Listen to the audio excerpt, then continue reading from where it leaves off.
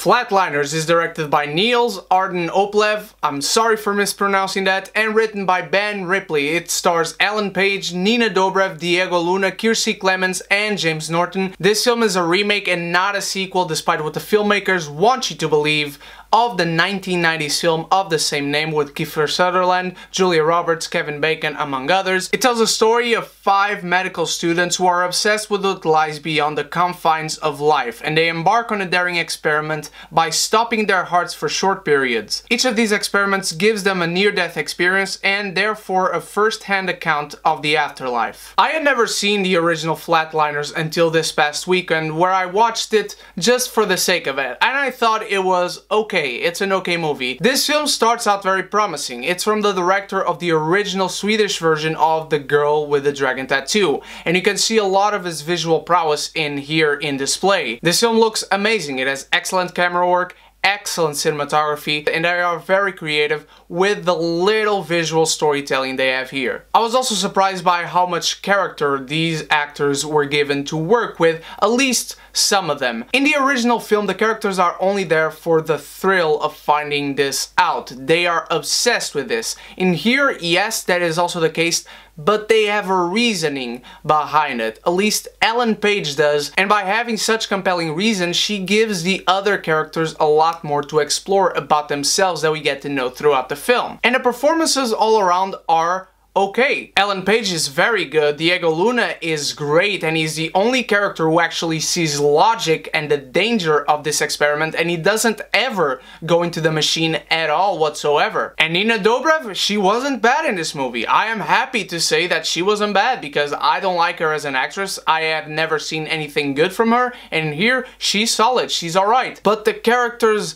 are what hurts this movie the most. In fact, the script is what hurts this movie the most. As I said, this film starts out very promising. It starts to go in directions that I was not expecting, giving compelling reasons to characters, being very well directed, and also feeding into the story and being very creative in the direction they were going with. And then it turns into exactly what a remake shouldn't be. Something that doesn't have a reason to exist. This film, despite one daring element midway through, turns out to be the exact same movie of the 90s, and that's where a remake should never be. It goes in the same destination and it finishes the same character arcs in the exact same routes that the original one did. And it does so in such a heavy-handed way. The last half hour of this movie, I was dreading it. The characters in here are half-assed. You get to care about why they are doing these experiments. You get to care about the reasons why they are doing it. But you don't care about them as people. And they actually do some things in this film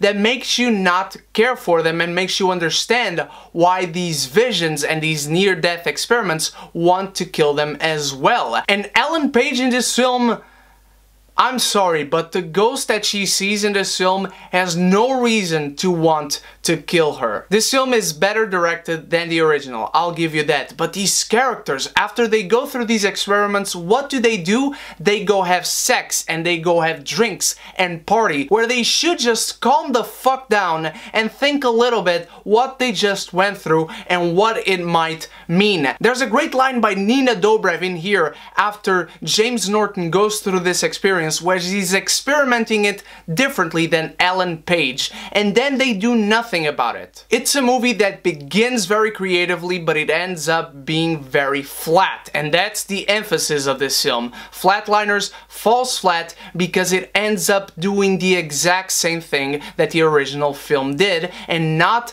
taking advantage of what they set up as a very unique take on this story. I do think it's better directed than the original. I do think there are compelling reasons to see these characters go through these experiments, but by the end, Flatliners is a movie that whether you watch it or not, your heart will go on.